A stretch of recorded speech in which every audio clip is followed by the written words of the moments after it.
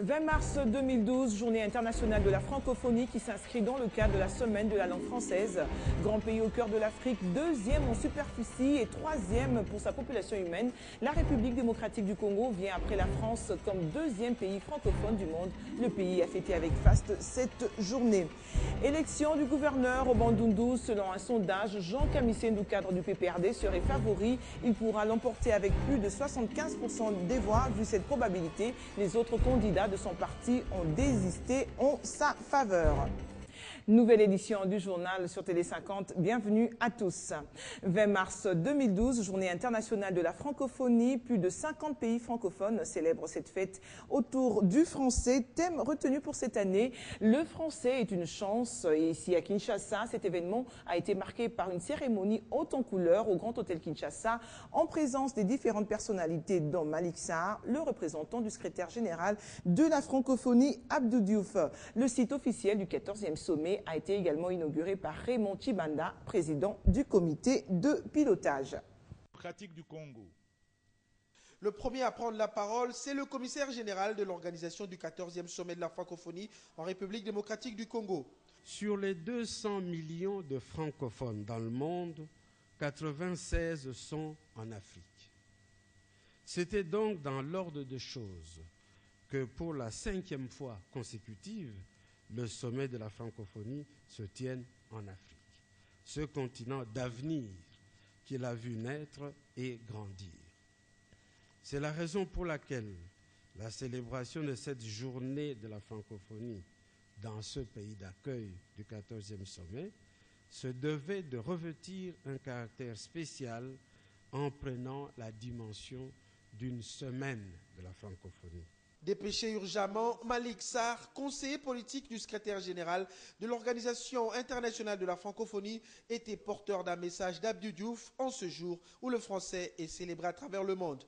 En cette période où la détresse et l'indignation de la jeunesse contre ce qui a été et ce qui est ne suffisent pas à concrétiser ce qui devrait être, ce qui pourrait être, en cette période donc, savourons cette chance, non pas comme un acquis, mais comme un défi à relever jour après jour, comme un puissant moyen d'action, comme un formidable levier pour faire émerger une autre vision du monde et du destin qui nous lie, une vision acceptable par tous, équitable pour tous. Le 20 mars, journée internationale de la francophonie à travers le monde, c'est aussi un accent dans le processus préparatoire du 14e sommet de Kinshasa. Nous avons choisi de placer la journée internationale de la francophonie 2012 dans la perspective du sommet de Kinshasa, dont le thème central est francophonie, enjeux environnementaux et économiques face à la gouvernance mondiale. Par ce thème, la République démocratique du Congo, détentrice du deuxième poumon écologique du monde, s'interpelle autant qu'elle interpelle la solidarité francophone. Cette semaine sera donc festive avec différents programmes, dont l'inauguration du siège national de l'organisation, le lancement des activités d'accompagnement du sommet et la grande soirée gastronomique.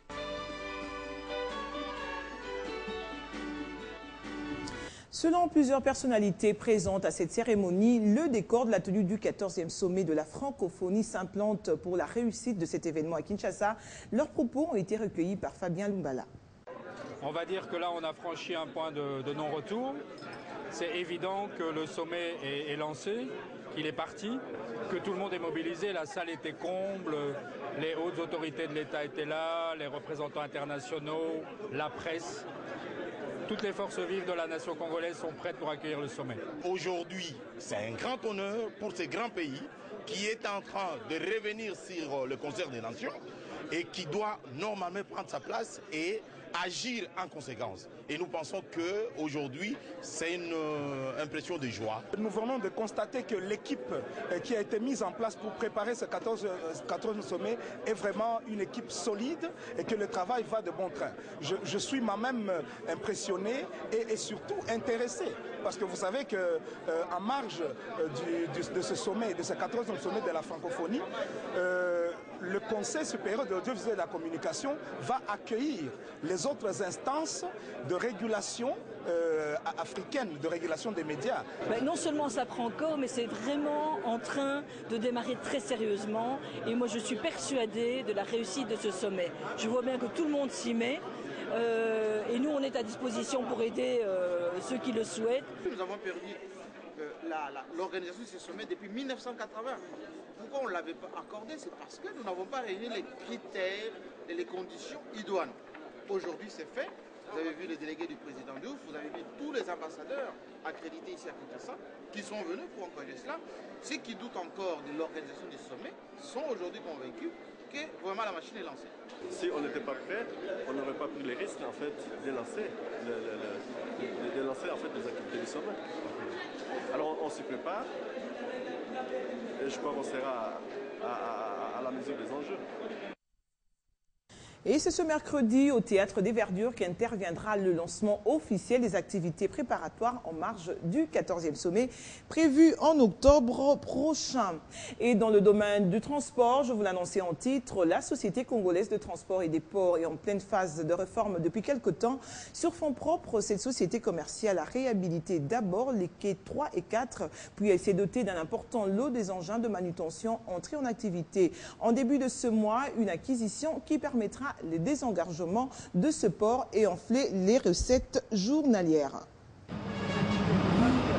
Grues mobiles, portiques sur pneus, remorques et tracteurs portuaires, voilà quelques-uns des engins manutentionnaires réceptionnés dans moins d'une année par la Société congolaise des transports et des ports SCTP et sont déjà opérationnels au port de Matadi depuis le début de ce mois. Sur fonds propres, grâce aux recettes générées par le seul quai 3, réhabilité récemment, la SCTP a pu réaliser cet exploit. C'est une réponse à la croissance économique incontestable que notre pays est en train d'enregistrer. Aujourd'hui, il y a une quantité énorme de biens qui entrent dans notre pays pour soutenir l'économie en croissance, dont la SCTP doit jouer son rôle. Et la SCTP se positionne réellement pour accompagner la vision de la modernité, la vision d'un Congo émergent. Du coup, sa capacité de stockage au port augmentera de 50%. Le désengorgement sera effectif, ainsi le temps des transits réduit. Avec ça, vous verrez que nous allons stocker de conteneurs en hauteur, ce qui est donc une augmentation de 50% de la capacité actuelle du port. Je crois que ça, c'est un investissement très important qui va accompagner les efforts du gouvernement. 13 millions de dollars américains, c'est le coût global de ces engins, auxquels seront ajoutés 16 autres élévateurs. Une acquisition jamais réalisée par la SCTP depuis plus d'une décennie. Parlons concertation avec les différents partis politiques pour la formation du prochain gouvernement. Lundi, l'informateur Charles Mwando Simba a reçu quelques formations de l'opposition, parmi lesquelles le MLC de Jean-Pierre Bemba, l'UNC de Vital Kamerhe et le RCD-KML de Mbusa Nyamwisi. Ils ont tous proposé la voie de dialogue. Claude Biringanine. D'abord, c'est quelqu'un qui doit avoir le respect des us et coutumes, parce que le Congo est ancestral conformément à l'article 207 de la Constitution. Nous avons été clairs, un gouvernement pas grand ni petit, mais un gouvernement avec une taille homogène. Nous avons pensé que 25 ministres et 10 postes de vice-ministres pourraient être largement assez. Formations politiques, coutumières ou religieuses ont donné autant de propositions sur le profil du futur Premier ministre et la nature de son gouvernement à l'informateur, dont la journée s'annonçait déjà laborieuse, avec plus ou moins une dizaine de partis politiques à recevoir, dont ceux d'opposition, dans son bureau du 18e étage du Grand Hôtel Kinshasa, déjà plein dans ses couloirs, presse et politique confondus. L'UNC de Vital Kamerhe, le MLC de Jean-Pierre Bemba, le RCD-KML de Mbusa Nyamwisi sont quelques partis d'opposition reçus et tous proposent la voie de dialogue pour aboutir à un gouvernement légitime selon eux. Nous avons tenu à préciser à l'informateur que notre démarche ne doit pas s'inscrire dans une quelconque démarche de partage de postes ou de responsabilités. Nous sommes venus pour dire qu'il y a crise et voici le schéma pour nous en sortir. Et que les institutions s'en sortent renforcées et que le peuple congolais soit le seul vainqueur de cette démarche. Quant à la question de leur participation au gouvernement, le MLC se réserve. À travailler avec M. Kabila. Non, tout ce que je peux vous dire, si vous avez besoin de détails, nous ferons un point de presse dans les jours à venir. Merci beaucoup. Il ne reste que 2 jours à l'informateur pour présenter le rapport de sa mission au chef de l'État. Et avec cette réponse de l'opposition, tout porte à croire qu'elle serait partante pour une proposition de poste au sein du futur gouvernement. Faisons un saut en province, au Bandundu. Contrairement à ce qui a été annoncé lundi, la Commission électorale nationale indépendante n'a pas encore publié la liste définitive des candidats gouverneurs après la démission du gouverneur Richard Ndambou. L'association des journalistes de cette province traitant les questions politiques vient de publier les résultats d'un sondage effectué après les députés provinciaux avant l'élection du gouverneur prévue le 13 avril prochain. Selon ce sondage, Jean Kamisendou, cadre du PPRD, est le favori. Il pourra le remporter avec plus de 75% des voix. Place à présent au sport. Revenu au pays il y a peu, Claude Leroy, sélectionneur national de la République démocratique du Congo, a démarré ce mardi avec la détection des jeunes joueurs au stade des Martyrs dans le but de doter la RDC d'une sélection nationale d'âge compétitive pour le continent. Doter la RDC d'une sélection nationale des moins de 20 ans, tel est l'objectif principal de cette séance de détection de jeunes joueurs par les sélectionneurs nationaux de la RDC, Claude Leroy, ici, au Stade des Martyrs. Je pense qu'un pays comme la RDC doit avoir une super équipe des moins de 20 ans. Il y a beaucoup de boulot et des moins de 17 ans. Et il faut mettre le paquet dans les catégories d'âge parce que l'objectif, c'est premièrement, bien évidemment, se qualifier contre la Centrafrique. Après, s'il y a qualification, il y aura l'île Maurice. Après, il y aura le Cameroun. Après, il y aura la Coupe d'Afrique des Nations des moins de 20 ans. Et les 4 demi-finalistes allant à la Coupe du Monde en Turquie. Donc, c'est l'objectif. C'est pour ça qu'il faut s'en occuper dès maintenant. Il faut que tout le monde nous donne un coup de main. Pour l'avenir du football de RDC. Une fois la sélection nationale de jeunes locaux mise en place, elle pourra composer avec d'autres jeunes Congolais qui sont, eux, en détection à l'étranger afin de permettre la mise sur pied d'une équipe d'âge compétitive sur le continent. Il fallait pas faire une équipe à la dernière seconde en prenant 25 joueurs et puis dire allez on va faire un match. Non, il faut vraiment une sélection nationale de la RDC des moins de 20 ans.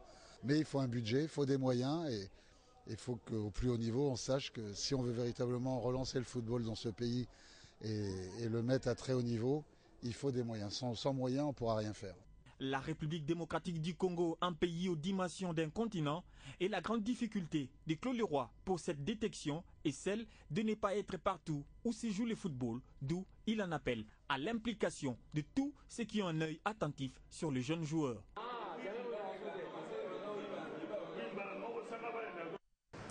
Et puis, en attendant le coup d'envoi effectif du championnat de l'entente provinciale de football de Kinshasa, certaines équipes de l'EPFKIN multiplient les matchs amicaux pour permettre à leurs joueurs de garder la forme. C'est le cas de Shark Club qui a reçu dimanche sur son terrain MK Étanchéité, score de la partie 2-0 pour Shark Club. Kadi Koulab était présente. Au stade de Martyrs où le coup d'envoi du championnat de l'entente provinciale de football de Kinshasa a été donné le 14 mars dernier, les PEFKIN n'arrivent pas à maîtriser toutes les équipes pour le bon déroulement de cette 94e édition du championnat de Kinshasa. Au Shark Club, ce n'est pas le cas. Ici, l'ambiance y règne. Plusieurs dirigeants de clubs présents pour assister à ces matchs amicaux officiels qui a opposé Shark Club 11 à MK Étanchéité. Je vous dis qu'il faut être présent, il faut attendre que les dirigeants puissent nous appeler pour venir jouer au football. Ils ne nous ont pas appelés, donc voilà, on n'est pas venus. C'est ça. Il faut prendre les dirigeants, les présidents en valeur. S'ils ne nous considèrent pas, on ne veut pas considérer le championnat. C'est clair et net. Pendant ces temps, les coachs de ces deux équipes ignorent les raisons pour lesquelles leurs équipes ne jouent pas le championnat de l'EPFKIN, mais sont satisfaits de jouer ces matchs amicaux qui leur a permis de voir les niveaux de leurs joueurs. Je ne connais rien, moi, personnellement, à ces situations. Je n'ai rien à dire là-dessus. Il y a des dirigeants qui nous amènent, qui nous encadrent, qui nous dirigent. Donc, à ce point, je suis même floué de toutes ces situations qui se déroulent actuellement pour le championnat de l'EPFKIN. Il y a 2 mois que nous venons de reprendre les entraînements et une équipe qui est mélangée de jeunes joueurs venant des divisions inférieures, plus un noyau de nos anciens MK.